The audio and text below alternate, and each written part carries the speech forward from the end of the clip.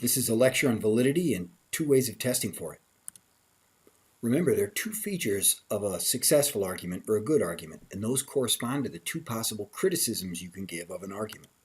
The criticisms, remember, are that the argument could have false premises or that it could have bad form, that the premises don't relate well to the conclusion. So the two positive features of good arguments are facts and reasoning. The argument has to have true premises, they have to be factual, and the argument has to have good form. There has to be a nice relationship between the premises, the evidence offered, and the conclusion. That's the reasoning. If the premises were true, they would provide good evidence for the conclusion. That's good form. Think about this argument. If something's in Chelsea, then it's in Michigan. The Jiffy Mix factory is in Michigan, so the Jiffy Mix factory is in Chelsea. Think about premise one first. If something's in Chelsea, then it's in Michigan. Sure, the Chelsea I'm talking about is in Michigan. It's close to Ann Arbor. What about premise two? The Jiffy Mix factory is in Michigan? You bet it is. And the conclusion? The Jiffy Mix factory is in Chelsea? Yeah, it sure is. So does this argument have good form? No, it doesn't. Because the premises don't support the conclusion. Specifically, in this case, the premises could be true while the conclusion isn't true. Just because Chelsea's in Michigan and the Jiffy Mix factory is somewhere in Michigan doesn't mean the Jiffy Mix factory has to be in Chelsea. We'll come back to that argument later. Think about this one now. All fish are symmetrical. Fiddler crabs are fish, so fiddler crabs are symmetrical. Are all fish symmetrical? No. There's a flounder. Ugly. Fiddler crabs aren't fish either. They're arthropods. And the conclusion is false too. Fiddler crabs are not symmetrical. So every statement there is false. Does that argument have good form? It sure does. That argument is valid. Here's what that means. An argument is valid when its premises, if all of them were to be true, would guarantee the truth of its conclusion. That definition doesn't say the premises are true, it just says what would happen if they were true. Think about this one again. If all fish were symmetrical and fiddler crabs were fish, wouldn't fiddler crabs have to be symmetrical? They would, so that argument's valid. Another way of saying an argument is valid is to say that it couldn't possibly have true premises and a false conclusion.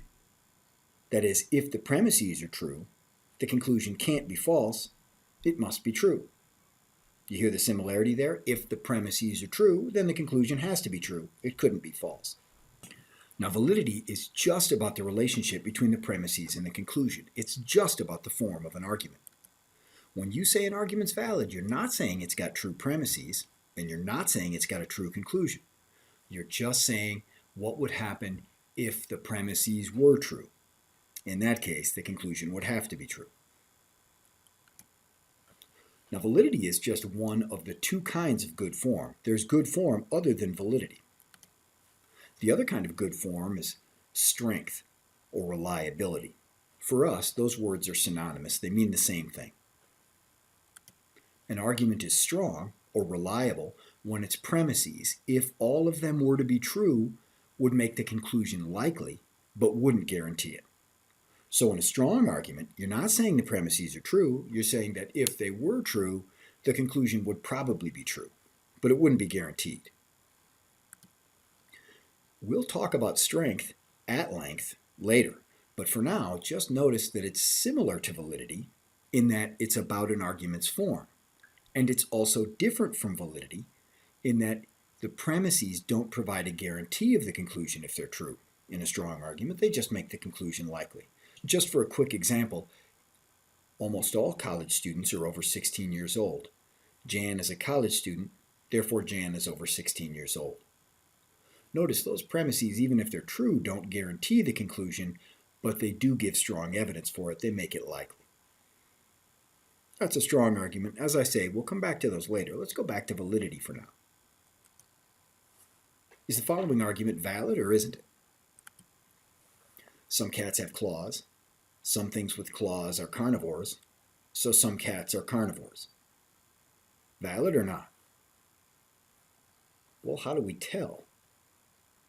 It sounds pretty good. Here's method number 1 of checking for validity. We'll find a counterexample. We try to imagine a scenario that makes the premises of the argument all true while at the same time making the conclusion false. If we can do that, then the argument is not valid. Because in a valid argument, it's not possible to have all true premises and a false conclusion. If you can't do it, if you can't make the premises all true while the conclusion is false, then the argument is valid. Or what? Or you didn't try hard enough. Maybe you have a bad imagination. Maybe you gave up too soon. It's inconclusive. If you can't give the argument true premises and a false conclusion, you can't be certain whether it's just a deficiency in your imagination or because the argument makes that impossible. Well, let's try method number 1 on our cats argument. Some cats have claws. Let's come up with a scenario that's true. I'm imagining that there are 2 cats and they have claws. So it's true that some cats have claws. Some things with claws are carnivores. Yeah, let's make that true. Let's make these cats with claws meat eaters. Okay, what about the conclusion? Some cats are carnivores. Yeah, that's true in our scenario. Did we do what we intended to do? No, remember that our method is to make the conclusion false while the premises are true. In our scenario, made the conclusion true. The fact that we can give this argument true premises and a true conclusion doesn't show that it's valid, doesn't show that it's not valid. It doesn't show anything except that the premises are consistent with the conclusion. They could all be true. What we're after, what we're trying to do, is invalidate the argument. We're trying to show that it's not valid. We're trying to come up with a scenario that'll do that. So will this scenario work? No, it makes the conclusion true. What about this scenario? Will this one work? Let's give the cat's claws again. Since the problem was the conclusion before, let's modify the conclusion. We know we need to make it false, so let's make these cats vegetarians. The only cats there are vegetarians. It's not true in my scenario that some cats are carnivores. Did we do it? Well, now look at the second premise. The things that we've got with claws aren't carnivores. Let's modify our scenario again. What about this one? Some cats have claws? Sure, there's one cat in this scenario and it's got claws. Some things with claws are carnivores? Yeah, let's put a bear with claws in the scenario and make it a carnivore. And we'll make it false that the cats are carnivores. The only cat in this scenario is a vegetarian. Did we do it? Finally, we've shown this argument is not valid. It could have true premises and a false conclusion, so it's invalid. It doesn't matter that it actually has true premises and a true conclusion. That doesn't matter. It's invalid because it could have true premises and a false conclusion. It doesn't really matter that our scenario is absurd. What's important is that our scenario is possible. In a valid argument, it's impossible for it to have true premises and a false conclusion, but we've just shown that it's possible, so we've shown that argument is invalid. Okay, let's go back to this argument. If something's in Chelsea, then it's in Michigan. The Jiffy Mix factory is in Michigan, so the Jiffy Mix factory is in Chelsea. Here's a scenario, one we alluded to before, that shows this argument to be invalid. First premise is true, because in this scenario, Chelsea's in Michigan. The second premise is true. We put the Jiffy Mix factory in the UP and made the second premise true. But that makes the conclusion false. The Jiffy Mix factory in this scenario is not in Chelsea. It's invalid like we thought it was. Now you might be thinking, isn't it too easy to show that an argument is invalid? If we can imagine whatever we want, then can't we do that for any argument? Give it true premises and a false conclusion. We'll reconsider this argument. All fish are symmetrical. Fiddler crabs are fish, so fiddler crabs are symmetrical. Let's come up with a scenario that makes the first premise true. All fish are symmetrical. All right, that's here. We made all the fish symmetrical. And fiddler crabs are fish. Let's include fiddler crabs in the group of fish. So fiddler crabs are symmetrical? Oh, look, didn't we do it? This fiddler crab is not symmetrical. We put it in the group of fish. But if we include it in the group of fish, then we no longer have it true that all fish are symmetrical. Uh-oh, we better exclude it from the group of fish then, this asymmetrical fiddler crab. We better let this group of symmetrical things be the group of fish. So we make premise 1 true. Now, but look now what happened to premise 2. Fiddler crabs aren't fish. If we rule this asymmetrical fiddler crab out, then it's not a fish anymore. Okay, so here's what we'll do. We'll include it in the group of fish, and we'll make it symmetrical. That'll make the premises true, right? All fish are symmetrical, and this fiddler crab is in the group of fish, and it's symmetrical. Did we do it? Now that makes the conclusion true, remember, and we're trying to make it false. I'm not going to keep going with this one, I'm just going to stop here. The fact that we haven't come up with a scenario doesn't show this argument is valid, but I think if you keep trying, eventually you'll see you're not going to be able to do it. This is a valid argument, and you're not going to be able to think of scenarios that make the premises true and the conclusion false. It just can't be done. Okay, here's method number 2 of checking for validity. This time we're going to replace the key components, the non-logical components of the argument with letters. And then we're going to substitute new components for those letters so that the resulting argument has actually all true premises and a false conclusion. Look, if you don't like using your imagination, if you think nothing fruitful can come from it, and you don't like method number 1, first of all, you're wrong. Something fruitful can come from using your imagination. But say you just don't like it. Method number 2 is for you. Now we're modifying the argument so that it has the same form as the original, but has actually true premises and a false conclusion. Now you can use that vast, trivial knowledge you've got. If we succeed in doing it, giving the argument actually true premises and a false conclusion, then we'll know right away it's invalid, because that's not possible in a valid argument. If we fail, then either the argument is valid, or we're not very good at making the substitutions. Maybe we gave up too soon. Again, this method is inconclusive. But notice, again, this method is trying to invalidate the argument. The key for us is always trying to give the argument true premises and a false conclusion. Let's go back to this example. Some cats have claws. Some things with claws are carnivores, so some cats are carnivores. The key components of this argument are categories of things, groups of things, cats, things with claws, carnivores. So let's replace those key components with letters. Let's let the cats be A, the things with claws are B, and the carnivores are category C. So now I boiled away the content of the argument, and it looks like this on the right side of your screen. Some A's are B's, some B's are C's, so some A's are C's. Now, we substitute new components, new categories for those letters so that this argument comes to have true premises and a false conclusion. Well, that's not that difficult in this case. If we let A be cats, for example, and B be mammals and C be dogs, we get that some cats are mammals? True.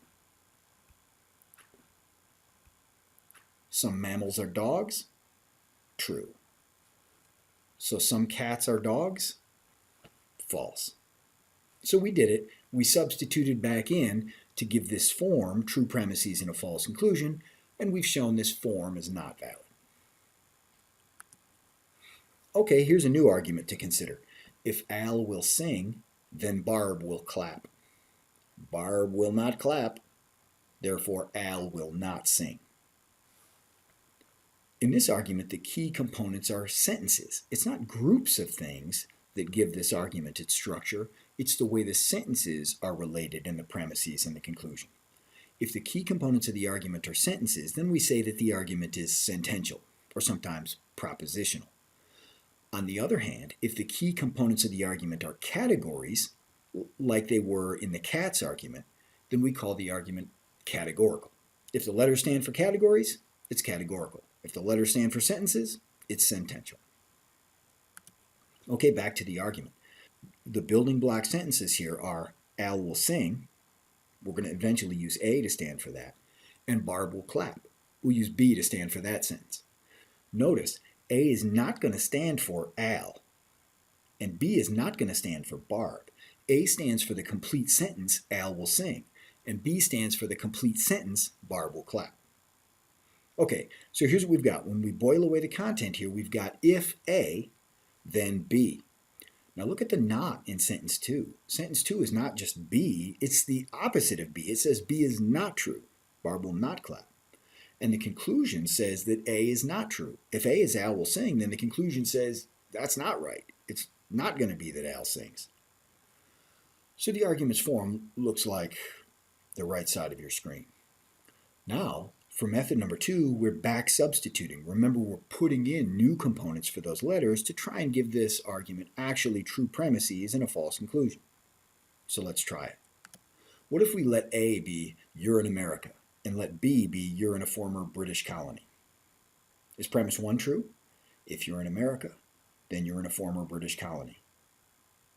Yeah, that's true. Premise 2, you're not in a former British colony. No, you probably are. If you're in America, you are. If you're in the United States anyway, you are. Okay, what about the conclusion? Let's just check it. This isn't going to work because we didn't give it true premises and a false conclusion, but for kicks, we're just learning. Let's try to see whether we made the conclusion true or false. You're in America. You're not in America. Oh, the conclusion says you're not in America, and at least for me and for most of us, that's false. So we did it. We made the conclusion false, and we made the first premise true, but this example fails to do what we were trying to do. It fails to invalidate the argument because it doesn't make premise 2 true. Okay, let's try and substitute something else then. Let's let A be you're in Algeria, and let's let B be Berber is an official language where you are. If you're in Algeria, then Berber is an official language where you are? Yes, that's true. Berber is an official language in Algeria. Okay, what about premise 2? Berber is not an official language where you are. I'm willing to bet that's true. It's definitely true for me. Okay, now what about the conclusion? You're not in Algeria. Yeah, that's right. Did we do it? Did we do what we were trying to do? No. Remember, we're always trying to give the argument true premises and a false conclusion. We gave it true premises and a true conclusion. That doesn't really tell us anything. If we could give it true premises and a false conclusion, we'd know right away it's invalid. Should we keep trying with this argument, or should we give up? Remember this clause at the end? If the argument is valid, our method is inconclusive. We won't know if we failed to invalidate the argument because it's valid, or we failed because we gave up too soon. We didn't think of enough scenarios. It turns out that in this case, we should just give up. I know that because of method number 3. The argument's valid, and we'll never give it true premises and a false conclusion. I know that from another method. Now, method number 3, which we'll discuss next, will not have this drawback of being occasionally inconclusive. We'll know right away. That's the beauty of method number 3. It gets a little bit technical, and we will wander sort of away from validity for a while, and you might even wonder what the heck we're doing, but eventually we'll come back and have a nice method that's always conclusive.